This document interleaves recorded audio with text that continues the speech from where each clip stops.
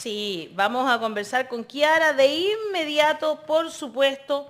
Ella es socióloga, es investigadora en materias de acción participativa sobre lenguaje y estética audiovisual de la televisión comunitaria en Chile. ¿De qué vamos a conversar? Bueno, sobre la pluralidad en la televisión local, regional y comunitaria. Así que esas son las cosas de las que vamos a conversar esta mañana con Kiara. Muchas gracias, Kiara, por estar esta mañana aquí en La Voz de los que Sobran. ¿Cómo estás? Hola, buenos días, ¿qué tal? Muy bien, buenos días. Estábamos analizando ahí de un cuanto hay, sobre todo la poca pluralidad de los medios de comunicación en Chile, ¿verdad? Entiendo que tú estuviste, o sea, hoy día vamos a conversar sobre un estudio Sí, que se hizo, ¿verdad? ella sí, es parte de un estudio, resultado del último estudio respecto a la pluralidad en la televisión local, regional y comunitaria. Y eso es muy interesante porque los canales regionales como que no salen mucho a la luz y tienen mucha importancia para las regiones y los canales locales también, pero no, como que no les dan el valor y yo supongo que tampoco les ponen mucha publicidad. ¿Qué nos cuentas de este estudio y las conclusiones y cómo se hizo, a quién se le ocurrió y cómo fue esto, Kiara? Bueno, esto forma parte de un programa de investigación que se llama Pluralismo TV. ¿Sí? El año 2020, ustedes ya me entrevistaron porque ahí presentamos una parte de este estudio que era Me sobre los acuerdo. canales de alcance nacional. ¿Sí? Y esto hicimos varias pruebas y finalmente la versión la hicimos en octubre del 2020. Y bueno, los resultados están publicados en la web del proyecto, que es pluralismotv.org. Y el año pasado, eso fue financiado por el Fondo de Estudios del Pluralismo, que es un fondo que tiene ANID a partir de la ley de prensa, y que permite que cada año se puedan realizar entre 2 y 3 estudios sobre estos temas. Y el año pasado hicimos un proyecto un poco más pequeñito con fondos de Fondart. Postulamos a un fondo de MINCAP. Este Mira es un qué proyecto bueno. que está anclado en la Universidad de Chile, en el Instituto de la Comunicación e Imagen, ahora Facultad de Comunicación e Imagen. Y, y bueno, lo que queríamos era un poco indagar, porque sobre pluralismo y televisión local, regional y comunitaria no existía mucho, por no decir nada. ¿Sí? Me Entonces, imagino. lo primero que hicimos fue, bueno, preguntarle a los trabajadores y a los directivos de estos canales qué pensaban ellos del pluralismo. O sea, que si yo le digo pluralismo a usted, ¿qué le viene a la cabeza? ¿Sí? ¿Ya? Entonces, bueno, nos dimos cuenta de que era un tema muy poco elaborado, muy poco reflexionado, como que se sobreentendía, pero también les preguntamos, bueno, si ustedes, ¿qué es lo que les impide ser más plurales? ¿Sí? Entonces, por ejemplo, un tema importante que salió ahí, el tema de los recursos económicos. Entonces, por eso, otra parte del estudio tuvo que ver con, bueno, cuál es la situación de la sostenibilidad económica de este sector de la televisión, y ahí nos topamos con el gran tema que es como en el fondo es como el círculo vicioso, ¿no? Que estos canales no tienen acceso a datos de audiencia, ¿sí? Y por lo tanto no tienen datos con los cuales ir a ofrecer su producto, ¿no? A los auspiciadores, ¿ya? Y entonces lo que tenemos es que finalmente la inversión publicitaria en la televisión, que es la base de los medios comerciales, ¿no? Se la llevan los grandes canales de Santiago. Que a su vez, y esto también indagando, ¿no? Se dice, ¿no?, que Pipermiter es un sistema autónomo de los medios, de los canales de televisión, pero digamos que es Vox Populi, que finalmente ya hay un oligopolio encubierto y que es el que impide finalmente que todos los canales, independiente de su alcance, puedan acceder a un sistema de medición común, ¿ya? O sea, partimos Entonces, por la medición, es el primer impedimento para entrar a competir por la publicidad, finalmente, exactamente, que tiene que ver exactamente, con esta única industria que es exactamente. Ibope Cantar, ¿no? Exacto. Bueno, sí, Cantar y Bope, y luego quienes hacen toda la fiscalización de como la veeduría de los datos de publicidad, que es Megatime. ¿Sí? O Megatime, sea que son, en el perfecto. fondo son dos empresas que están vinculadas, pero Sí, pues yo entonces entendía que eran ahí, como los mismos dueños, ¿no? no, ¿No? Ah, son ya, cosas diferentes. perfecto. Pero digamos, como insistiendo en esto, que se trata de un estudio exploratorio, entonces nosotros simplemente estábamos como levantando cosas muy elementales, y en esa línea también nosotros hicimos una evaluación, una aplicación del mismo instrumento que habíamos hecho el año 2020 para medir el pluralismo en los canales de alcance nacional. Vimos en el fondo hasta qué punto podíamos replicar el mismo instrumento, ¿sí?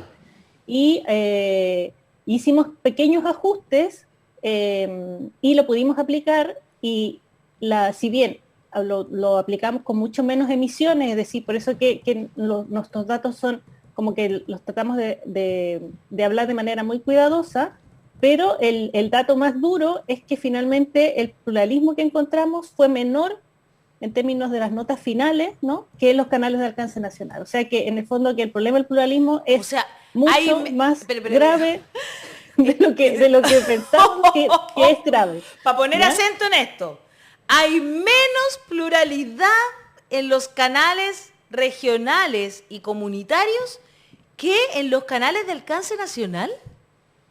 Sí. Entonces, por eso que, pero haciendo la salvedad de que los canales locales y regionales solo analizamos una emisión, porque esto era una cosa, era un proyecto mucho más pequeño, que teníamos mucho menos recursos. Entonces fue un poco como, a ver si esto se puede hacer de la misma manera, que era lo que nosotros nos preocupaba, era si nosotros quisiéramos tener el mismo instrumento para todo el sistema televisivo, ¿es posible? Sí, es posible. Pero para poder tener datos más, a diferencia del proyecto de Nacional, nosotros ahí hicimos 3 mediciones distintas.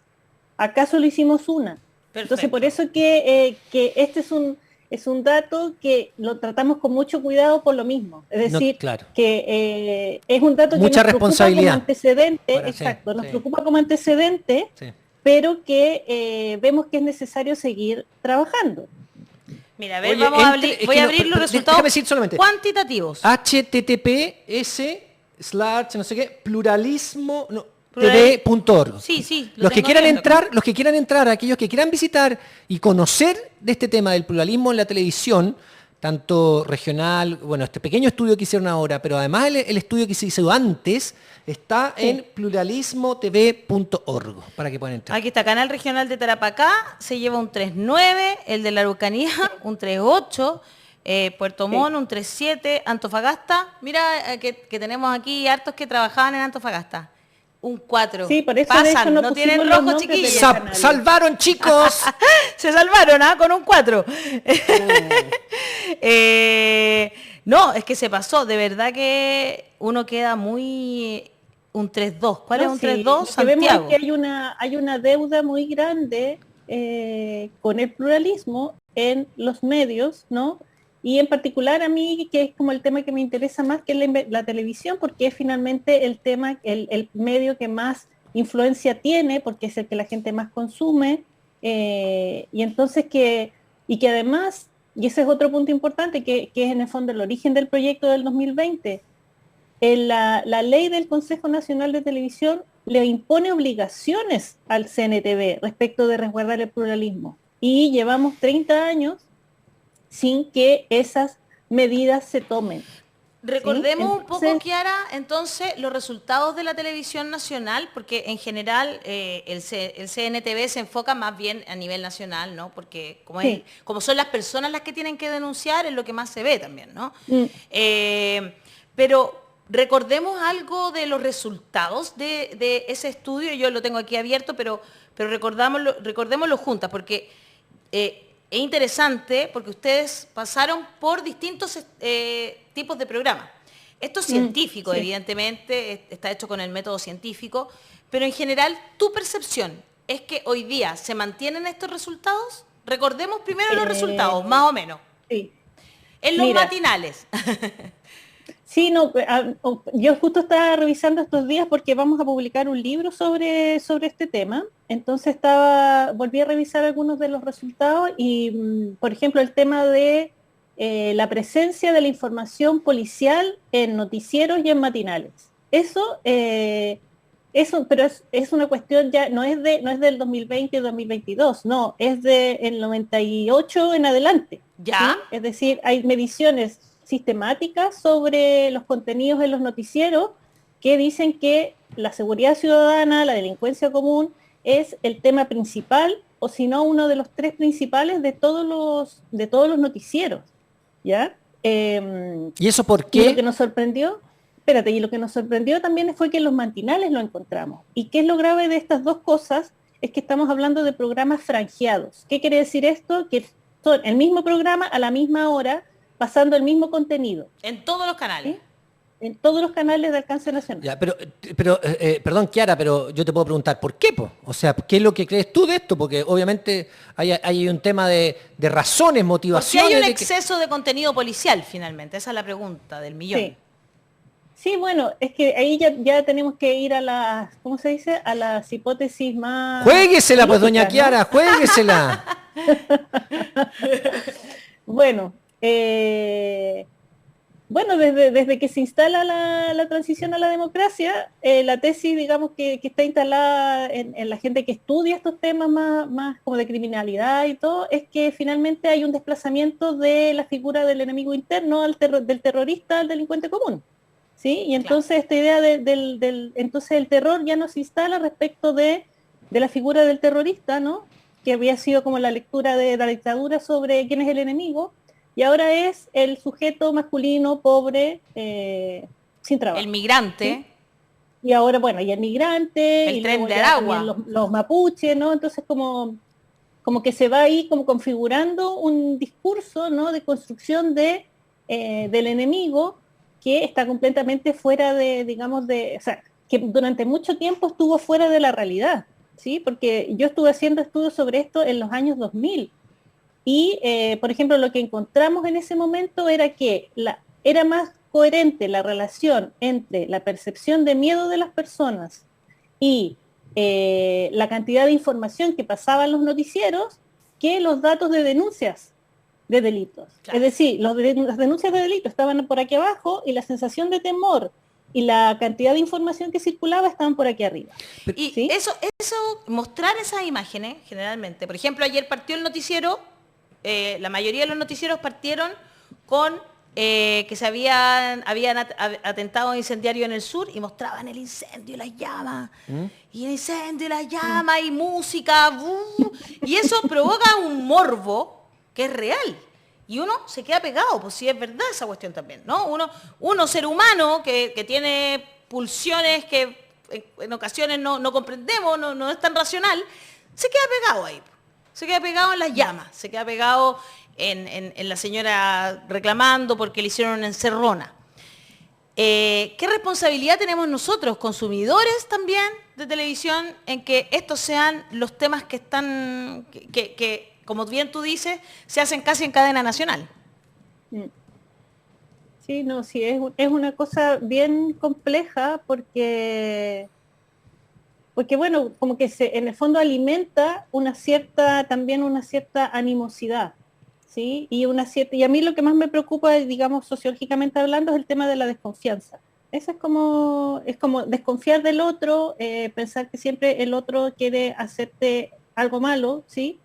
Pero claro, la paradoja que tenemos es que hoy día sí hay como hay una mayor correspondencia, ¿no? Entre la cantidad de delitos que ocurren y la sensación de inseguridad. Pero el tema es que como venimos con esta saturación previa, ¿no? Como que al final uno dice, bueno, ¿qué fue primero al final? ¿Sí? Fue primero como que claro, ocurrieron estas cosas, y otro punto que también a mí lo que me preocupa siempre del periodismo televisivo es que nunca va a las causas. Bueno, eso es, pues ¿sí? Al final del día es eso, Kiara. O sea, perdona que te interrumpa, pero ir a las causas es reconocer que la delincuencia tiene su origen en la desigualdad social. Entonces, ¿por qué van a ir a las causas? No, por la inequidad territorial, la desigualdad social. O sea, reconocer que en Holanda se cierran cárceles porque no hay tanta desigualdad. Reconocer que en Finlandia tú puedes dejar todo abierto en tu casa y nadie va a entrar a robar porque no hay desigualdad. Entonces, ir a eso es reconocer que Chile es un país desigual, y eso a algunos no les conviene. Y si voy más allá, Kiara, a ver si me sigue, y si no, me corriges, por favor. O sea, la clase media, la clase alta, tiene resuelto el tema de educación, porque sus hijos van a buenos colegios, van a tener oportunidad de entrar a la universidad. Tiene resuelto el tema habitacional, porque tienen buenas casas, se compran, arriendan, etc. Tiene resuelto el tema de pensiones, tiene resuelto el tema de salud. Entonces, ¿qué le queda? Preocuparse el tema de la seguridad, porque lo demás lo tiene resuelto todo. El pobre no tiene resuelto el resto de los temas, pero entonces le damos importancia a la seguridad, que es un tema que a todos les importa, pero de mayor relevancia para los más ricos. ¿O estoy mal, Kiara? Y además las encerronas, perdón, las encerronas son en las carreteras, Sí. donde circulan los más ricos, ¿no?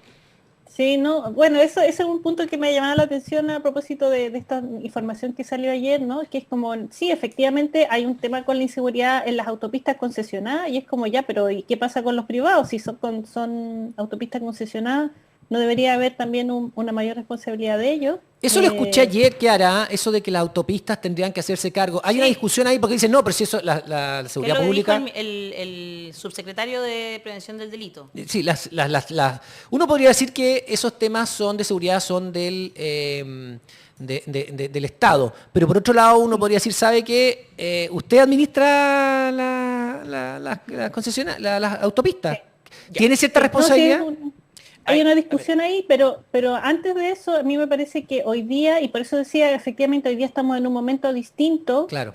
porque después del estallido social, yo creo que no nos tenemos que olvidar de la crisis de Carabineros. Es que yo creo que también, o sea, ni siquiera el problema más de fondo que es la desigualdad, sino que hay un hecho concreto que es que Carabineros cambió completamente su rol, ¿no? En el contexto del estallido, y además vemos y que venía un poco de antes porque ya se venían denunciando casos de corrupción, entonces es una mezcla de aspectos que tienen que ver con corrupción, con esta especie de rebeldía, ¿no? contra esta protección de los derechos humanos. Entonces, bueno, hacemos como, entre comillas, yo le hablaba de una huelga de brazos caídos, ¿no? Que es como, bueno, la misma vamos a dejar que las cosas pasen. Sí.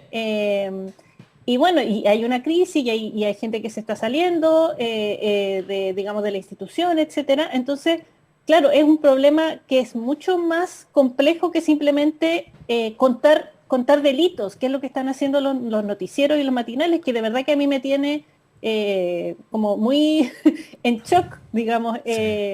Porque yo, por gusto, no acostumbro a ver televisión por lo mismo, porque como que me empieza como a generar una percepción completamente alterada de la realidad. Sí. Yo creo que hoy día porque por eso me duele la cabeza. Mi realidad es una cosa súper plácida, tranquila, y entonces como que yo empiezo a ver y como que pareciera que estuviéramos en un país en guerra. Sí. Claro, ¿sí? Claro, absolutamente. Yo ayer vi las noticias, por eso te digo que hoy día me duele la cabeza. Y de verdad, así como que mi marido en un momento me dijo, por favor, cambia esto, ya basta de delincuencia, encerronas, era como mapuches, Araucanía, el nuevo Ministerio de Seguridad que quieren hacer. Hassan, Akram. A ver, volviendo al tema de la falta de pluralismo en los medios de comunicación, usando este ejemplo que estamos conversando de la delincuencia, yo entiendo que, por supuesto, hay una explicación profunda, subyacente de la razón por la cual aumenta de la delincuencia en ciertos momentos. Tiene que ver con el alto nivel de desigualdad que Chile ha tenido históricamente, sumado a las secuelas de una pandemia que dejó efectos psicológicos y también económicos de la población. Entonces, hay maneras de entender la problemática del aumento de la delincuencia que son importantes si uno busca bajar ese problema. Pero los medios de comunicación tienen otros enfoques. Los medios de comunicación empresariales tienen dos cosas, ¿no? Un enfoque en rating, supongo, por el tema de la publicidad, y el enfoque de quiénes son sus dueños. Y sus dueños tienen buenas razones para no querer que haya una discusión profunda sobre la desigualdad, como estaba diciendo Daniel. También los mismos empresas que compran publicidad, tampoco tienen un interés en ese tipo de que hemos conversado con Ale muchas veces. Falabella puso ahí la platita en amarillos por Chile. Entonces, este problema en la prensa empresarial se entiende muy bien, porque ellos quieren poner cierto enfoque. Para maximizar el rating, hay una forma de hacer cosas más dramáticas y, por supuesto, de la misma forma que las series policiales venden, porque son más dramáticas, uno puede contar un relato interesante, dramático, pero que también tiene una profundidad acerca de las causas subyacentes, ¿no? Una cuestión de ver las tragedias sociales que explican gran parte de aumentos en violencia son muy interesantes en sí, pero no buscan eso, sino que buscan contrarrestar un relato muy aburrido, académico, con la cuestión policial de todo es la falta de mano dura. Y esto es parte de una lógica empresarial que sí entiende. Mi pregunta la semana pasada solamente, para complementarte, Evelyn Matei, en un matinal, televisión abierta, enfrentada con Emilia Ríos, dijo directamente, lo primero que dijo cuando entró al matinal fue que quería de vuelta la pena de muerte. Entró al matinal y fue lo primero que dijo. Ya, pero ella es como así como... Sabiendo muy bien que la Pero pena de es muerte la no superheroína. ayuda a bajar Y después salió delincuencia. corriendo por Providencia. Claro, la superheroína. Claro. Es que claro, es siempre, bueno, hay que reconocer que si uno hace encuestas sobre preferencias ciudadanas, la gente odia las AFP, la gente odia las ISAPRES, la gente quiere derechos sociales universales, pero también quiere mano dura. Y parece que Sí, la pena de muerte porque es la una política bombardean pública todo el día. muy popular en todas partes del mundo. Es lamentablemente... la eliminación de la pena de muerte ha sido un tema de las élites intelectuales y personas que trabajan dentro del sistema porque entienden que eso no sirve para bajar la delincuencia. Pero lo que sí ayuda es a generar un efecto emocional de venganza en el ser humano. Como yo me siento bien porque van a fusilar a esas personas. No funciona para proteger a nadie, ¿no? El abuso, la violencia intrafamiliar, los portonazos, todo van a seguir igual, pero por lo menos va a haber un espectáculo romano y sangriento y eso satisface al peor aspecto del ser humano. Es que es bien anticristiano, pero ahí con la derecha. Pero quiero volver a este tema que ya... es posible hacer un análisis de la delincuencia responsable, profundo y además interesante y dramático. Es posible hacerlo, cosa de ver miles de series que enfocan precisamente en temas de delincuencia. Breaking Bad, ¿no? Que es un buen ejemplo de la falta de derechos de salud y delincuencia, y como la serie famosa. Claro. Es posible hacerlo.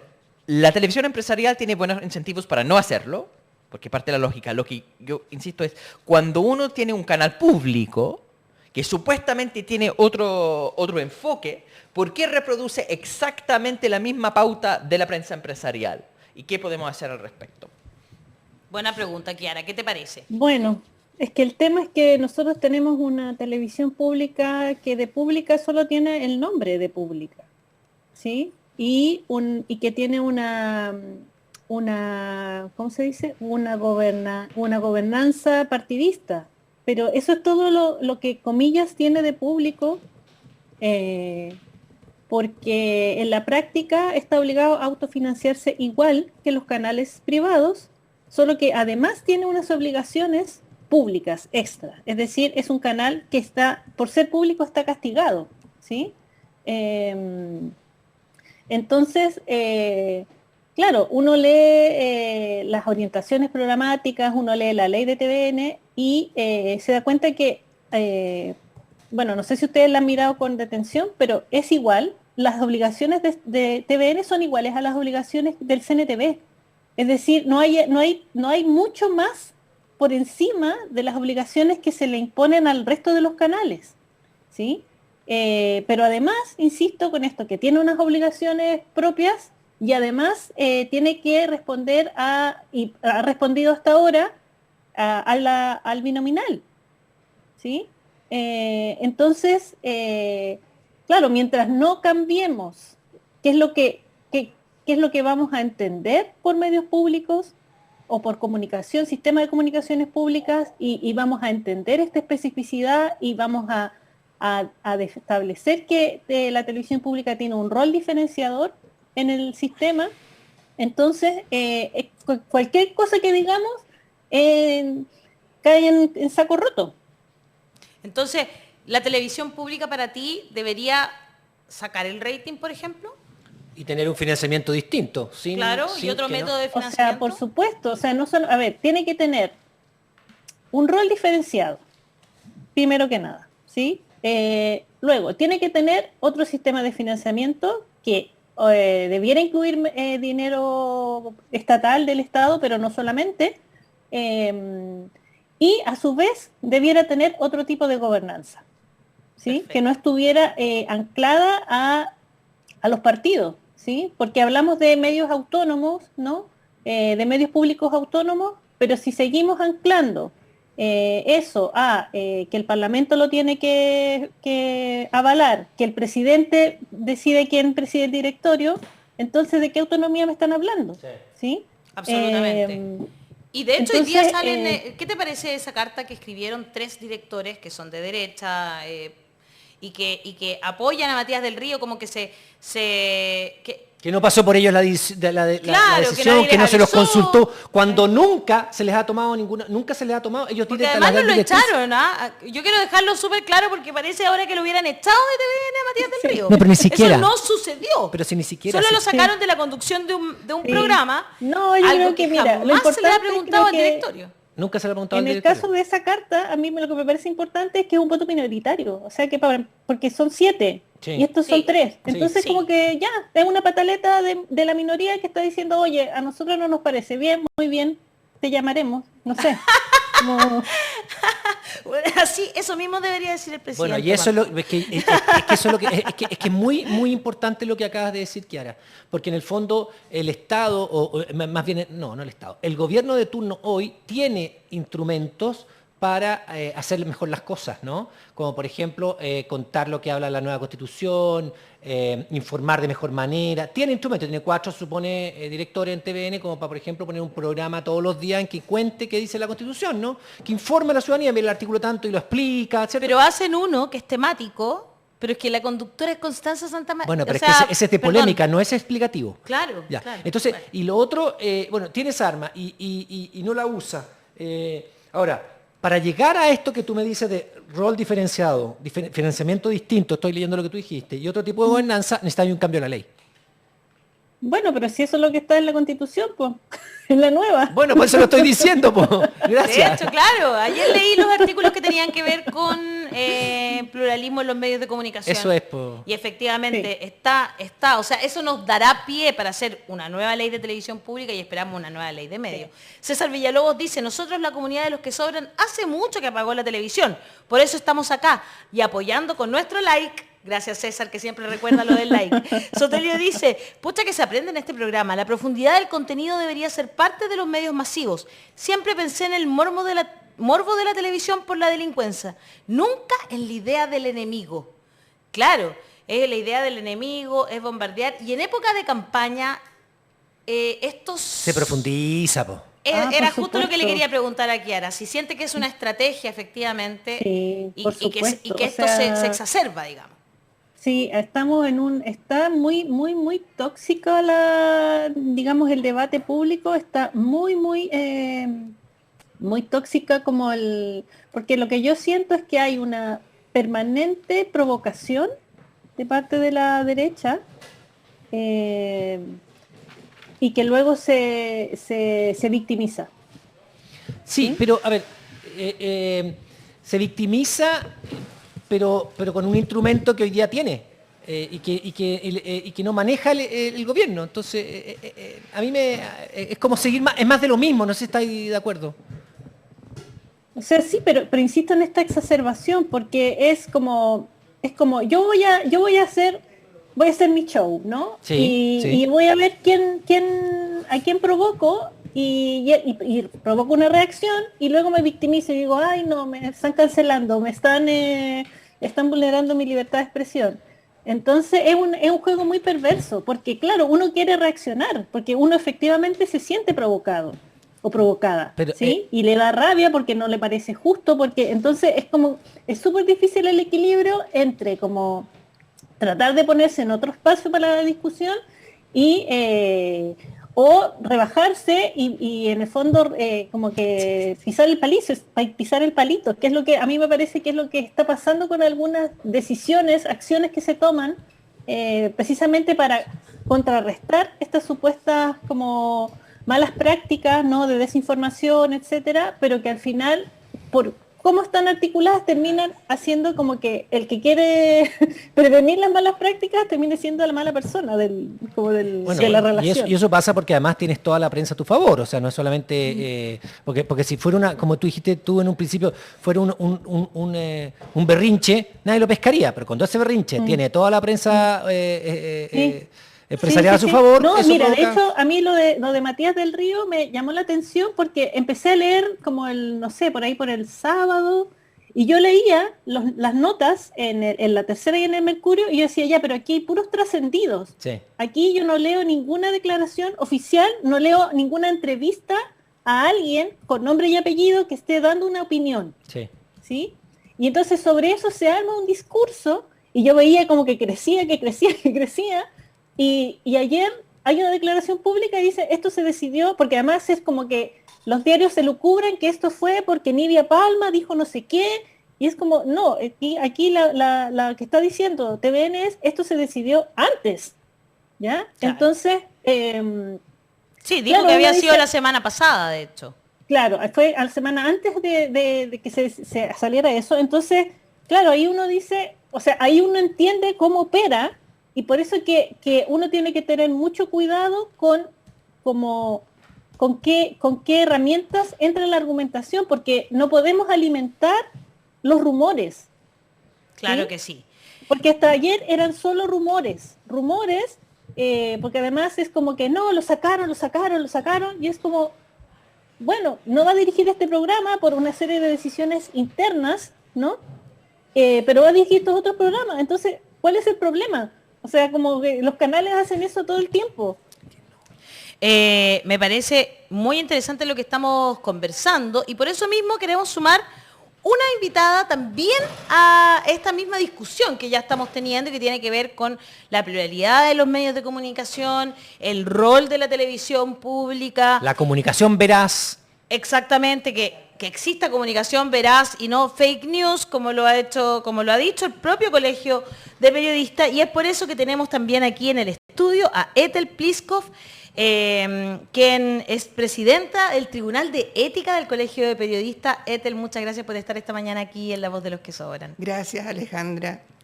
Un saludo afectuoso a todos. Daniel. Y soy gran admiradora tuya. Ve, Hassan.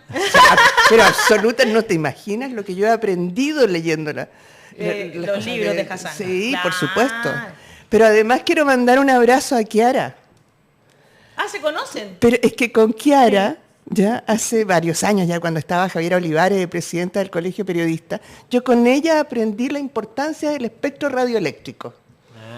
Que, por cierto, la nueva Constitución defiende como de todas y todos, y esto fue como la Arche ahí empezó a salir con sus comunicados por el rechazo, po. Digamos la verdad. Sí. Eso es muy real. Oye, bueno, ¿Qué opinas de lo que estamos conversando? Si estaba escuchando lo que decía No, Kiara. no estaba escuchando. Ah, así que- en el fondo hemos analizado durante gran parte de la mañana el pluralismo que nos contaba Kiara, que hicieron un estudio, primero nos contó el año pasado, hace unos meses, que hicieron un estudio de pluralismo de los canales nacionales y ahora hicieron un pequeño estudio de pluralismo de los canales regionales y locales. Que tiene baja nota, pero nos contaba también que es un estudio pequeñito que hay que desarrollarlo más, pero que es peor aún que los canales nacionales, los canales regionales y locales, el pluralismo, y eso también se relaciona con los recursos económicos, la sostenibilidad que tienen estos canales. No tienen información de datos de audiencia para presentar a los auspiciadores y hay un monopolio en los sistemas de medición. Bueno, todo esto redunda también al día de hoy en que un solo sector tiene, yo lo voy a decir así con todas sus palabras, control, ¿no? Un poco de los medios, los más grandes, y de la publicidad también, ¿no? Todo esto se mezcla. Al final del día. exactamente, todo se mezcla y además en un proceso constituyente, ¿verdad?, que es tan importante, pero donde aumentan las noticias sobre inseguridad, ¿verdad?, nos bombardean todo el día sobre esas cosas y además, como bien dijo el Colegio de Periodistas, ante las fake news nos preocupan las distorsiones, interpretaciones y la ocultación de información. ¿Qué llevó al colegio a hacer un comunicado de prensa? Sí, la preocupación sobre todo va por la manipulación mediática, ¿no? Sobre lo que dijo Kiara, que las regiones es peor que en... Sí. Sí, yo pensé que no podía haber algo peor, fíjate. Yo también, por eso quedé pero muy en shock cuando lo dijo. Exacto. Sí, mira, obviamente porque ya el nivel que ha llegado de falta de respeto, ¿ya? De falta de... Es que en realidad los intereses están absolutamente encima de cualquier otra cosa y la gente no merece lo que está pasando. Claro. Mira, a nivel mundial, ya todos sabemos que hay un conflicto con lo que se llaman las fake news y todo eso. Pero no es solo las fake news, es todo lo que conforma lo que se llama la desinformación. Tal cual. ¿ya? Que es, como tú dijiste, Alejandra, el ocultamiento, La descontextualización, que es horrible. Claro, el entregar como si fueran las interpretaciones absolutamente falaces, ¿ya? Que engañan a la gente. Entonces, como te decía, lo importante y lo que nosotros tratamos de hacer también es que la gente comprenda cómo se les utiliza, cómo hoy en día todo lo que es esta manipulación informativa, ¿ya? Tiene una base emocional. Sí. Ya no es solamente el que las horas, el que esto, no. Es mucho más profundo que eso.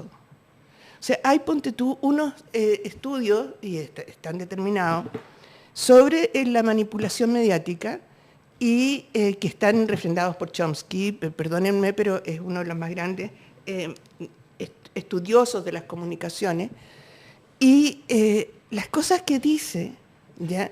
Las 10 estrategias de la comunicación, de la manipulación mediática, que son muy parecidas a lo que son los 11 principios de Goebbels.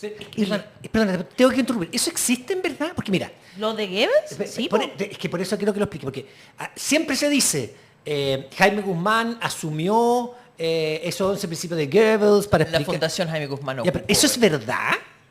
Sí. La Fundación Guzmán, no Jaime Guzmán. No, pero la Fundación Guzmán, ¿verdad que asumió eso como algo propio? Que sacaron un... Y quiero relacionarlo con lo que tú decías que lo decía Noam Chomsky, ¿no? Exacto. Ya, eso así de claro, Mira, ¿eh? Yo siempre, siempre he pensado que... Tú pensaste que era es ya, un es que es demasiado. Claro, claro. Ya, mira, yo siempre les recomiendo, sobre todo cuando estoy con estudiantes, ¿ya? Que por favor lean los 11 principios de Goebbels, ministro de propaganda de Hitler. Sí. Porque es muy entretenido. Sí, ¿ya? yo también creo. Lo que ocurre con la Fundación Jaime Guzmán es que lo tienen como texto de estudio de los talleres que ellos hacen. Hace muy pocos días apareció... Absolutamente.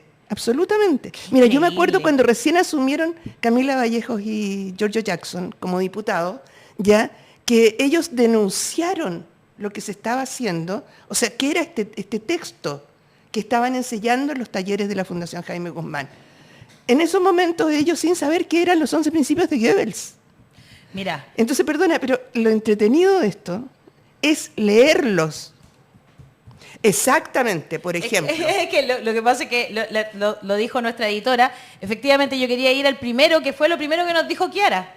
Hoy día, que el principio de simplificación y del enemigo único. Sí, Adoptar Kiara nos planteó una única idea, un único símbolo. Individualizar al adversario en un único enemigo. Hoy en día ese enemigo, que es interno, ¿verdad?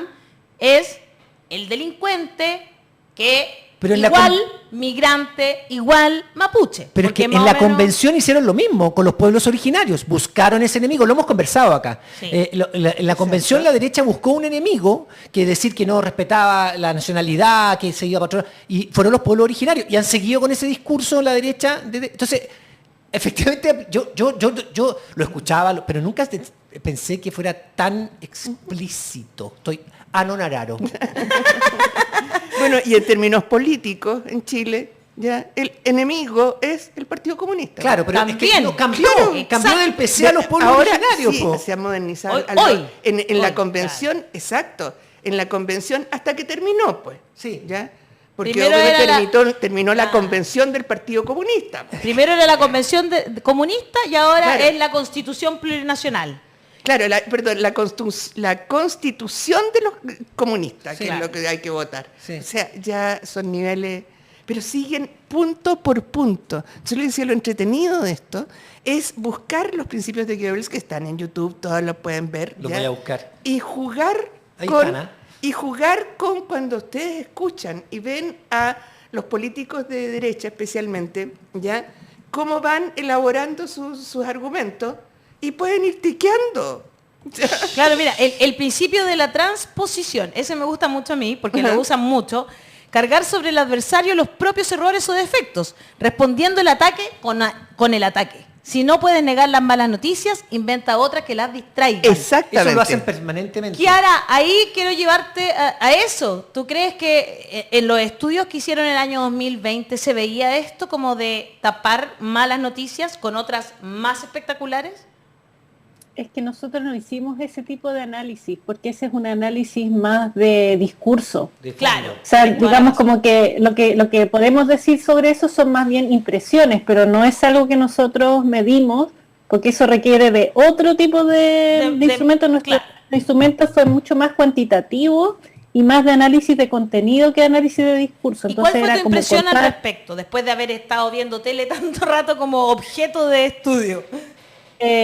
No, bueno, por ejemplo, no sé, se usa a las personas comunes y corrientes para reforzar ciertas ideas que están editorializadas en las notas, por ejemplo. ¿Ya? Eso es entonces dice, no, en este canal aparecen muchos ciudadanos de a pie. Sí, pero aparecen ciudadanos de pie para reforzar lo que la nota, el sentido que le da el periodista o la editorialidad que le da el canal a esa nota o a ese tema.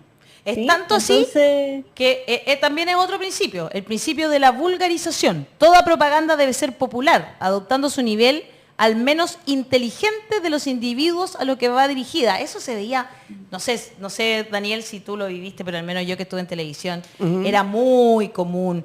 Cuanto más grande sea la masa a convencer, más pequeño ha de ser el esfuerzo mental a realizar. Exacto. Sí, todo se La vulgarizaba. capacidad receptiva de las masas es limitada y su comprensión escasa. Además, tienen gran facilidad para olvidar. Oye, está tomando Así. cosas ahí. Increíble, increíble. Sí, Kiara sí, querida, te queremos dar las gracias por estar aquí en La Voz de los que Sobran y darnos pie a través de los estudios que han realizado a seguir esta conversación y profundizando en los contenidos y analizando esa falta de pluralidad. Esperemos que sigas con los estudios. ¿eh? Sí, Nos para vas que contando. para que nos sirva de insumo para después de que gane la prueba, poder, ¿no es cierto?, hacer una buena ley de medios, una buena ley de televisión pública también. Un abrazo, Kiara, muchas gracias. Kiara. Adiós, Kiara. chao, gracias.